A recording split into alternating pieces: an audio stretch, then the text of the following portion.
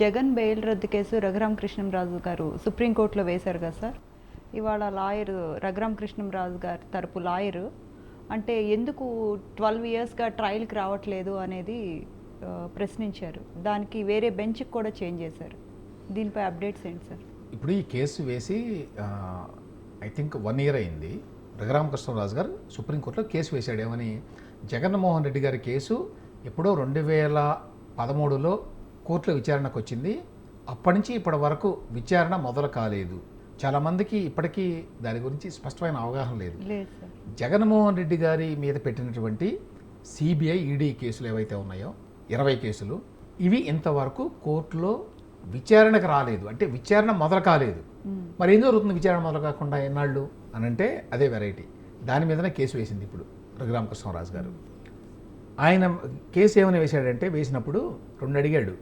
ఒకటేమో ఈ కేసు ఇక్కడ సక్రమంగా జరగడం లేదు కాబట్టి ఇక్కడి నుంచి బదిలీ చేయండి వేరే రాష్ట్రానికి, ఒకటి. 2, ఈ కేసు ముందుకు సాగకుండా జరగకుండా జగన్మోహన్ రెడ్డి తన అధికారంతో అడ్డుకుంటున్నాడు. అప్పుడు ఆయన ముఖ్యమంత్రిగా ఉన్నాడు కాబట్టి ఆయన బెయిల్ రద్దు చేయండి. ఇది ఆయన ప్రేయర్ అప్పుడు.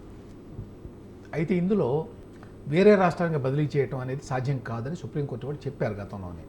దాంతో ఆ ప్రేయర్ను ఉపసంహరించుకున్నాడు ఆయన. ఆయన బెయిల్ రద్దు చేయండి, ఆయన కేసుని వేగవంతం చేయండి, అది ఇప్పుడు ఆయన అడుగుతోంది. అయితే ఇందులో ఉన్న విశేషం ఏంటంటే, మరి 2013 అంటే ఇప్పుడు 11-12 ఏళ్ళు అయిపోయింది.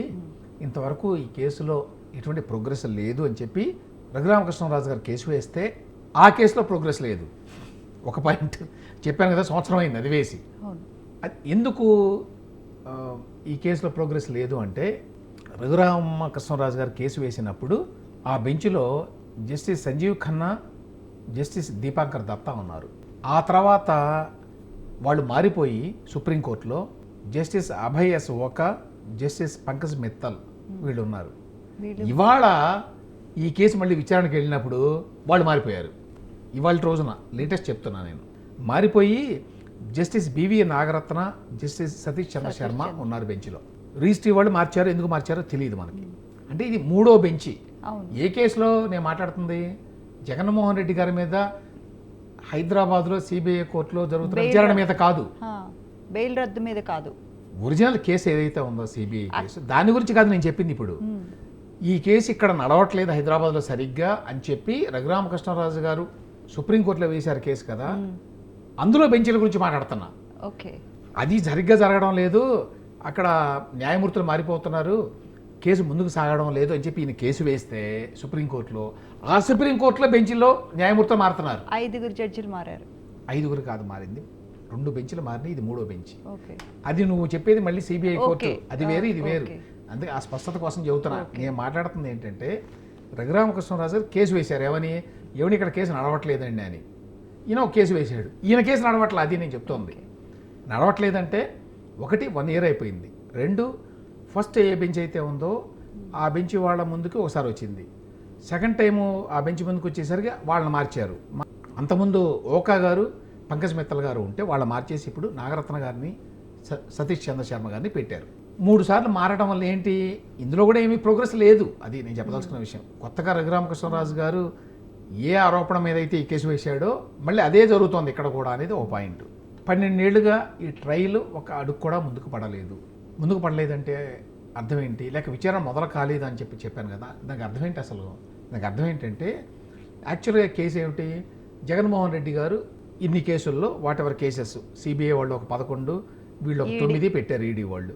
ఇందులో ఏంటి ఆరోపణలు? ఆయన ప్రభుత్వాన్ని, ప్రభుత్వ అధికారాన్ని ఉపయోగించుకొని అడ్డం పెట్టుకుని చేశాడు అని కదా. అయితే అందులో చాలామంది, ఒక 150 మంది వరకు ఉన్నారు, రకరకాల కంపెనీల వాళ్ళు ఈ కేసులో నిందితులుగా. వాళ్ళందరూ కూడా డిశ్చార్జ్ పిటిషన్లు వేసుకున్నారు. వీళ్ళు ఎవరైతే ఉన్నారో నిందితులుగా, అంటే విజయసాయి రెడ్డి లాంటి వాళ్ళు, ఇంకా చాలామంది ఉన్నారు, కంపెనీల వాళ్ళు చాలామంది ఉన్నారు, మెడ్రాస్ సిమెంట్స్ వాళ్ళు, ఇట్లా, లేకపోతే హిందూ కంపెనీ వాళ్ళు ఏం చేశారంటే, ఈ కేసుల్లో మాకేమీ సంబంధం లేదు, ఇది జగన్మోహన్ రెడ్డి గారు గొడవే అన్నట్టు, అంటే ఆ మాట అనరు, మాకేం సంబంధం లేదు దీంతో, కాబట్టి మమ్మల్ని ఈ కేసు నుంచి తొలగించండి అని వేసేదాన్ని డిశ్చార్జ్ పిటిషన్ అంటారు. వీళ్ళు ఏం చేస్తారంటే ఆ డిశ్చార్జ్ పిటిషన్లు వేసుకున్నారు, అందరూ వేసుకున్నారు. జగన్మోహన్ రెడ్డి గారు వేసుకున్నారు, విజయసాయి రెడ్డి, ఇక మిగతా వాళ్ళందరూ ఎవరైతే నిందితులు ఉన్నారో 80 వేశారంట సార్ డిశ్చార్జ్ పిటిషన్. అవి వేయడం వల్ల ఏమైందంటే అసలు కేసు మొదలు కాదు, ఈ డిశ్చార్జ్ పిటిషన్లు వినాలి ఫస్ట్. ఎవరు వినాల్సింది?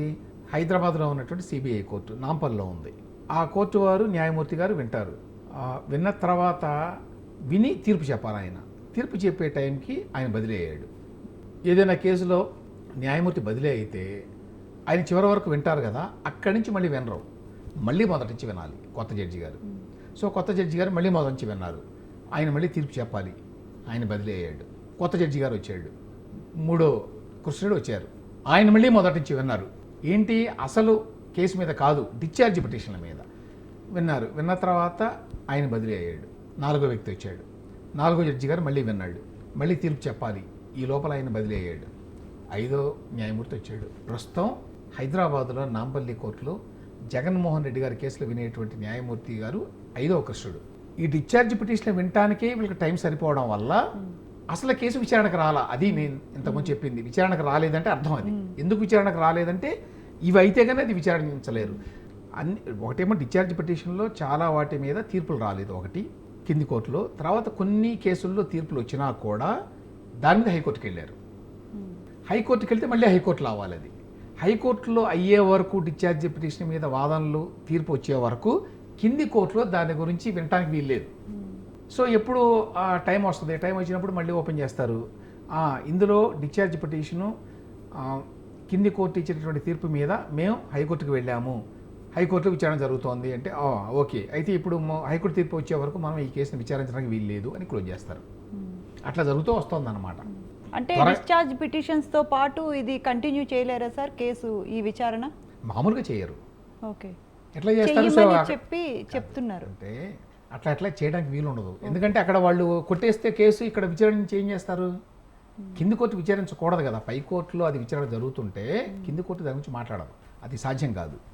అయితే ఇక్కడ ప్రధానమైన ఆరోపణ ఏంటంటే, ఓకే 5 జడ్జీలు బదిలీ అయ్యారని చెప్పి అనుకున్నాం కదా, దాంతోపాటు ఉద్దేశపూర్వకంగా సిబిఐ వాళ్ళు, ఇందులో ఉన్న నిందితులు అంటే జగన్మోహన్ రెడ్డి, విజయసాయి రెడ్డి, ఇంకా మిగతా వాళ్ళు ఎవరైతే ఉన్నారో వీళ్ళు కుమ్మక్కయ్యారు, అందువల్ల కేసు ముందుకు వెళ్ళటం లేదు. అది ఒక ఆరోపణ.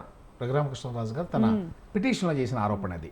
ఇట్లా 5 న్యాయమూర్తులు కూడా ఎట్లా బదిలీ అవుతారు? ప్రతిసారి చివరి వరకు వినగానే ఆయన బదిలీ చేస్తున్నారు, మళ్ళీ మొదటి నుంచి వినాల్సి వస్తుంది. కాబట్టి ఇందులో కూడా కుట్రకోణం దాగి ఉంది అనేది మరొక ఆరోపణ. ఇప్పుడు ఏంటంటే 911 మంది ఉన్నారట సాక్షులు ఈ కేసుల్లో, 1671 డాక్యుమెంట్లు ఉన్నాయట అన్ని కేసుల్లో కలిపి. అయితే ఒక్కొక్క డాక్యుమెంట్లో చాలా పేజీలు ఉన్నాయి కాబట్టి 1,00,000 పేజీలు ఉంటాయని చెప్తున్నారు. అవన్నీ చదవాలి ప్రతిసారి. దీనివల్ల అంటే ఎందుకు లేట్ అయింది అనడానికి వాళ్ళు చెప్పే రీజన్స్లో ఇదొకటి. ఇది సిబిఐ తరఫున వాళ్ళు లాయర్లు చెప్పే రీజను. దాంతోపాటు వాళ్ళు ఏమంటారంటే సిబిఐ కోర్టు వాళ్ళు, హైదరాబాద్లో ఉన్నటువంటి సిబిఐ కోర్టు ఏదైతే ఉందో ఆ కోర్టు అది చాలా అండర్ స్టాఫ్డ్, అందువల్ల ఇంకా 2 అడిషనల్ స్పెషల్ జడ్జెస్ పోస్టులు క్రియేట్ చేయాలి ఇక్కడ, చేస్తే అప్పుడు త్వరితగతిన కేసు వినడానికి వీలవుతుంది అనేది సిబిఐ వాళ్ళ వాదన. ఇది ఇందులో బేసికల్లీ ఇప్పుడు ఎప్పుడు వాళ్ళ వాదనలు ఒకేలా ఉంటాయి. ఇంతకుముందు కూడా నేను విన్నాను ఏంటంటే, సిబిఐ వాళ్ళు ఏం చెప్తారు, ఇది కేసు లేట్ అవ్వడానికి మా తప్పేమీ లేదు.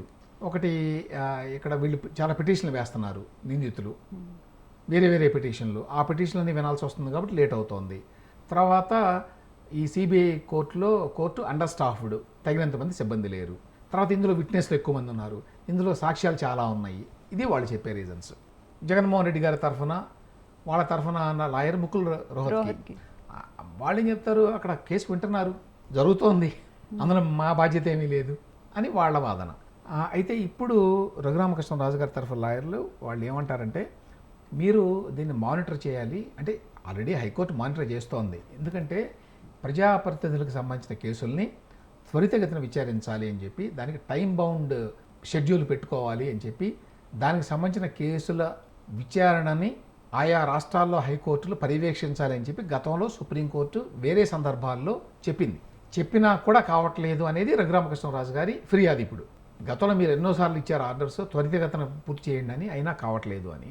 ఇప్పుడు కూడా ఆయన అడిగేది ఏంటంటే, మీరు కేసుని మానిటరింగ్ చేయాలి, లేకపోతే ఇది జరగదు అనేది ఒకటి. రెండవది ఏంటంటే, సిబిఐ అవతల నిందితులు కుమ్మక్కయ్యారు, అందువల్ల కేసు ముందుకెళ్ళటం లేదు అనేది. ఈ కేసులో కొంత ట్రాక్షన్ వచ్చేటువంటి అవకాశం ఉంది ఇప్పుడు. ఇంతకాలం పాటు సాగదీశారు కానీ ఇప్పుడు సుప్రీంకోర్టు స్పష్టంగా స్పెసిఫిక్గా జగన్మోహన్ రెడ్డి గారి కేసులకు సంబంధించి కొన్ని ఆదేశాలను జారీ చేసే అవకాశం ఉంది త్వరలో. వచ్చే సోమవారం చేస్తారా, ఇంకొంచెం టైం పడుతుందో తెలియదు కానీ చేస్తారు. ఇంతకుముందు చేసినవన్నీ కూడా జనరిక్ ఆర్డర్స్ అవి. అదేంటంటే అన్ని రాష్ట్రాల్లో ఉన్నటువంటి ప్రజాప్రతినిధులు, ఎమ్మెల్యేలు కావచ్చు, ఎంపీలు కావచ్చు, ఎవరైనా కావచ్చు, వాళ్ళ మీద ఉన్న కేసుల్ని త్వరగా మీరు విచారించండి అని జనరల్గా కొన్ని ఆర్డర్స్ ఇచ్చారు. అవి ఉన్నాయి ఆల్రెడీ. కానీ స్పెసిఫిక్గా జగన్మోహన్ రెడ్డి గారి కేసులో ఈసారి వచ్చేటువంటి అవకాశం ఉంది త్వరలో. అంటే నిజంగానే సిబిఐ వాళ్ళు నిందితులు ఏకమైపోయారా సార్? అంటే అది ఆరోపణ, అది మనం అట్లా చెప్పలేము. అంటే రఘురామకృష్ణరాజు గారి ఆరోపణ అది. ఈ వీళ్ళు ఏంటంటే అధికారంలో ఉన్నప్పుడు 5 సంవత్సరాల పాటు అధికారంలో ఉన్నారు కాబట్టి ఇన్ఫ్లుయెన్స్ సంపాదించారు. తద్వారా కొంచెం స్లో డౌన్ చేయగలిగారు. ఇది 2019 నుంచి 24 మధ్యకాలంలో అనేది ఒక అభిప్రాయం ఉంది. చాలా స్లో డౌన్ అయింది సిబిఐ ఉద్దేశపూర్వకంగా. ఎందుకంటే ఆ కాలంలో మనకు తెలుసు కదా, వివేకానంద రెడ్డి గారి హత్య కేసులో కూడా అవినాష్ రెడ్డిని అరెస్ట్ చేయడంలో ఫెయిల్ అయ్యారు. ఎంతోమంది పెద్ద పెద్ద వాళ్ళని అరెస్ట్ చేసినటువంటి సిబిఐకి ఆఫ్టర్ ఆల్ ఒక ఎంపీని అరెస్ట్ చేయకపోవడం అనేది ఆశ్చర్యకరం.